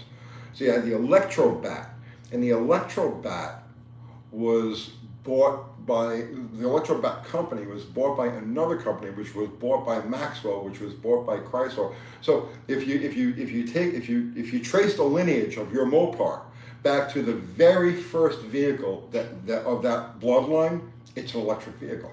So I have nothing against EVs. It's just another form of motivation to get something down the road. It makes no difference to me one way or another. I don't like the political part of it. I don't like the forced part of it. I don't like the propaganda of it. I don't like the fallacy of them being greener or renewable, more renewable. All of those things are just utter bullshit. I don't like the fact that they sweep all of the lithium mining under the rug, and those poor souls that are stuck there in lithium mines doing God only knows what to their bodies over the course of time. What's that? You mean the children? Yes, the children work in the lithium mines, right? So, that's where I have a problem with EVs. Not the fact that there's an electric motor powering this car. I'm all for that. Go, you know what I'm saying? But call it like it is, what it actually is. And leave the propaganda and the nonsense out of it. That's my gripe with EVs. Yeah. Well, you're 2 hours in. I'm saving the planet. Yeah, You're a fucking asshole, is what you are. Please. Well, we know where you stand on that now. That's good. I seriously doubt you're gonna find anybody who disagrees with me. Oh, I know. Back to the lithium mines, right? Yeah. That's somebody else's problem, right? Right? Seriously. These same people. Same story over and over again, just different names. And Save the trees, save the whales, save this, save that. Fuck the lithium miners. Right. Those people don't matter. Anyway. Yeah. I don't want to end on that note. No, okay, let's don't hold back, Tony. Tell us how you really feel. That's how I really feel. Child labor is now youth work. Is it 0? Right, yeah, there you go, 0. Youth work. Youth work. Oh my goodness. See, that's why we need 0, He's right there. I send them food. They want to talk about food. You want to talk about food? I'm kind of hungry now. I know. Okay, see, raining slant six with a chance of cannibals. That's a question. Ah. How about folks who buy big 4-wheel drive SUVs for status and keep them super clean? Don't ever want to go off-road and use 4-wheel drive 5 days out of the year and get lousy miles per gallon, hauling extra drive shaft, diff, and transfer case full-time. I know. I never realized just how much, obviously as a mechanic I understand, as a hot rodder I especially understand parasitic losses, but I never really physically understood it until I got into these XJs. Because I have 2 identical XJs. I have one, they're both 98s, and the red one is 2-wheel drive, and the black one is 4-wheel drive. And that is the only difference between them. Same engine, same everything, right? And there is such a profound difference in the feel and the performance, especially in fuel mileage, between the two. It's unbelievable. It's like you're literally driving 2 different vehicles. The 4-wheel drive, You're dragging the diff through gear lube. You're dragging the transfer case. You're spinning the axles. There's so much more stuff in motion that has to be put into motion in two-wheel drive. I mean, all this stuff is still spinning in two-wheel drive. It's just not engaged. It changes the character of the vehicle completely. Yeah. You never made that video. We started to make that video. Yeah. Made that video. Yeah. Something happened. It was raining or Yeah. something. Let's see. Well, we're 2 hours in. How do you want to end this? With a song. I'm not singing. Oh, come on. You sing. Wango Tango. You could sing I'm it. not singing Wango Tango. Why not? I don't know it. That's before my time. It's Uncle Ted. Only old people know that song. Did I just say that? Yes. I know that Ted Nugent sings All right. it, but that's all I know. Do something by Elvis Costello. Angels Want to Wear My Red Shoes? Yeah. Angels Want to Wear My Red Shoes. Or Hand in Hand. That's like my favorite sad one. Song. They're all kind of sad songs. No, they're not. Like they're very upbeat, sad songs. He was the greatest. Elvis Costello's first two albums and half of his third were absolutely off the chain great. I used to be disgusted. Yep. Now I try to be amused. My favorite one was he did this. There's one song I always hated it because back when we used to listen to the stuff on an 8-track in Danny's 340 Duster. There was a song called Allison. I have a granddaughter named Allison. Yeah. There was a song called Allison. I always hated this freaking song. Because it sounded like a love song. It sounds like a love song. It's not. But it's not. It's not a love song. Because he's saying my aim is true, right? Right. But he's talking about his aim. Yeah, He's talking about, it's like a hate song. Yeah. And then like this chick Linda Ronstadt recorded it. And it's like, Did she? Yeah. Idiot. We want the airwaves. Early Elvis Costello was just absolutely off the chain. I remember watching him on Saturday Night Live, where he started doing a song. I forgot what it was. They didn't want him to do radio. No. Yeah, it was like for some reason they didn't want the song radio, and they had it on Saturday Night Live. And I remember watching this when it happened. It's like in 1977, and he started singing that Mr. Oswald with the swastika tattoo. I don't remember the name of the song. So he gets a few lines into that and he says, no, that's not the one I want to do. I want to do this one. And he got into radio, and then they banned him from the... I think I remember that. I was a kid though. Yeah. Yo Bentley saw that SNL episode. There were good bands on during that period of time. Yeah, there was a lot of I good would stuff. stay up just to watch what bands were on there, and I didn't really watch the rest of it. Yeah, before it turned into a commie shit show, it was actually pretty funny. Oh, times have changed. Yes. So, okay. We're gonna wrap this up. But you're not going to do a song? I did. Okay, You just then. want to wear my red shoes. Well, go ahead, sing it. I did. I used to be disgusted. Now I try to be amused. All right. Now my wings have gotten busted. Rusted. Yeah. Oh, rusted. Angels want to wear my red shoes. I said, I'm so happy I could die. She said, drop dead and left with another guy. Yeah. Aw. Let's see. Ari's laughing. Okay, so, the thrill is on. That's it, guys. All right, so for your homework assignment, go study early Elvis Costello. Yeah. And, all right, so Tuesday night, 7 o'clock, we got the legendary Steve Magnanti is going to be with us. I have no idea what we're going to talk about, but you know it's going to be interesting because Steve is just like an encyclopedia of interesting stuff. Only guy you know that can babble on more than me and keep going. So we'll be with Steve Tuesday night, 7 o'clock. Our usual show with Kiwi on Thursday night. In between, I'm going to try to come up with content. I have no. We got to get the numbers back up. Well, it's because your back hurt, so it's kind of throwing you off. Yeah, it did slow me down a little bit. We're gonna get a puppy. We're going to get. Well, I don't want to talk about that now. So our mods, Ari, Fubar, Zero, guys. Thank you so much as always. We got your car. We'll have the shirts printed, the new shirts, and we'll have them in the mail to you like this week, before the end of this week. Everybody contributed super chat. Thank you so much. It's always appreciated. It's never expected, but always appreciated. Thank you. It helps keep everything going. It makes this possible. And to everybody contributing with just your presence and your conversation, thank you equally for contributing to our world here. And anything We get else? new shirts in the store. I said the new shirts in the did? store. I heart carbs. I heart carbs. I heart carbs. We got to get them to our mods. And that's it. Is there something else? I can't think of anything else. I feel like there was something else that you were supposed to say. I don't remember. It's alright. What?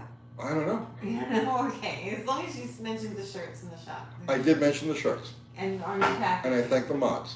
You And mentioned our new I showed up. packaging? Oh God, this new packaging is just off the chain. I can't believe it's worth. Forget the shirt. Look at the packaging you get. I hate t-shirts. I hate t-shirts. Thank you.